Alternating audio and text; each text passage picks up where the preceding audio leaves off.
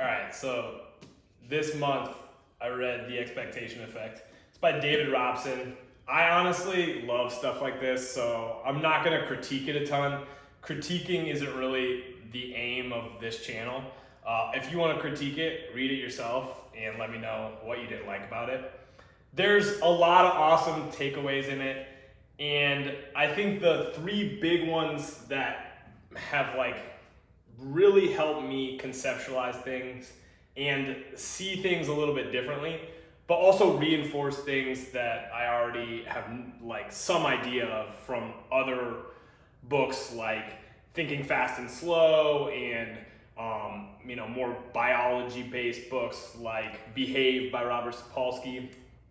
But there's just so much to our brain and ultimately how we interact with the environment around us, and also just the complexity of life. And there's one giant takeaway that I think all the rest of these kind of falls under, and I should probably write it down. I'm going to write it down. And it's that your brain is a prediction machine. Your brain is just trying to make the next best guess so that you can save energy. Or basically it's saying I know this situation well enough and this is what's going to happen.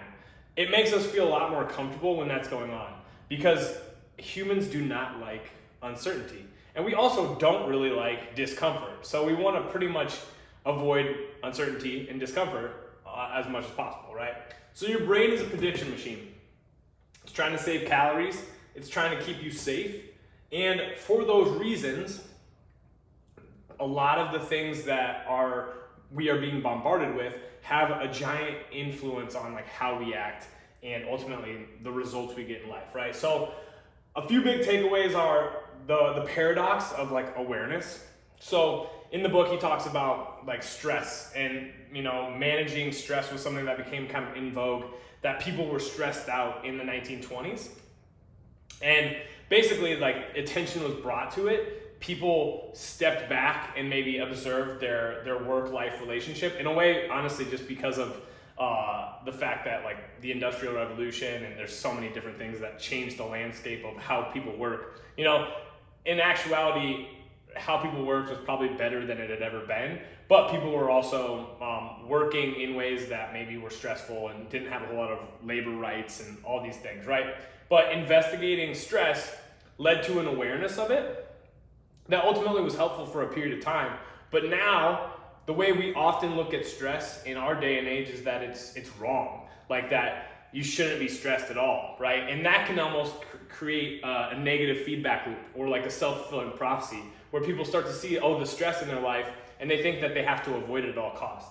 And really it just comes down to navigating what good stress looks like and what bad stress looks like, or I'm using those words very loosely, but what positive stressors look like and what negative stressors look like, and then how can we modify those things, right? There's also a giant paradox of awareness and other things health food, and basically when you're given choices and then they're framed in ways that make you think one option is better than the other, even though those options aren't objectively true all the time, you get stressed out about it. Or another aspect of this is the way to happiness is not by trying to be happy all the time. It's by doing meaningful things that allow you to feel happy, or that happiness flows from. But the paradox of trying to be happy all the time and being aware that maybe other people are happier than us can make us unhappy, right?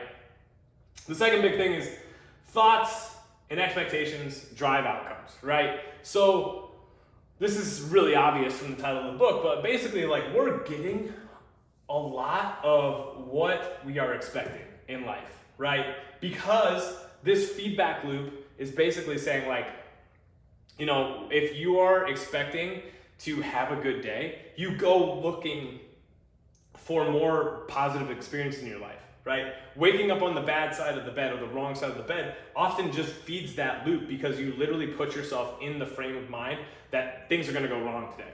And you start looking for that.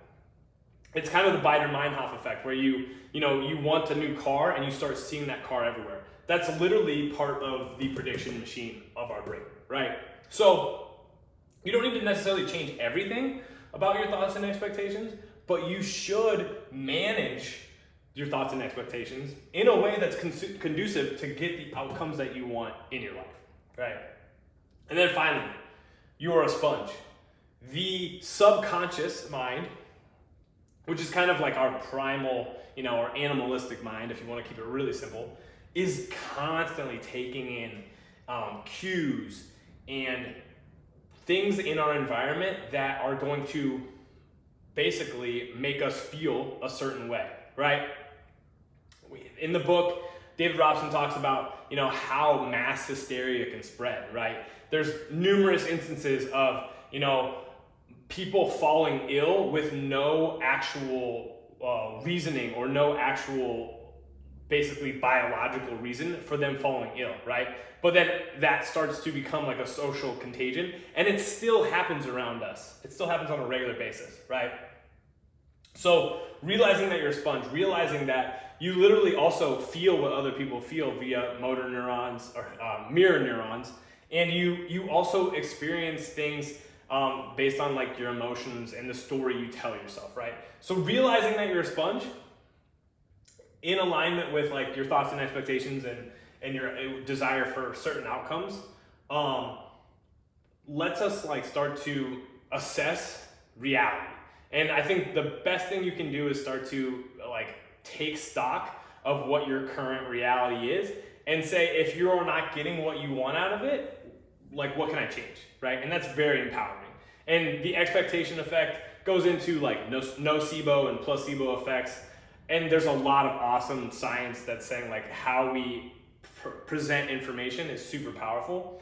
And it's worth taking into consideration in like a lot of aspects of your life. Literally, if you go into a strength training session and you're like, I'm gonna have a bad day, like you are probably setting yourself up to have a bad time, right?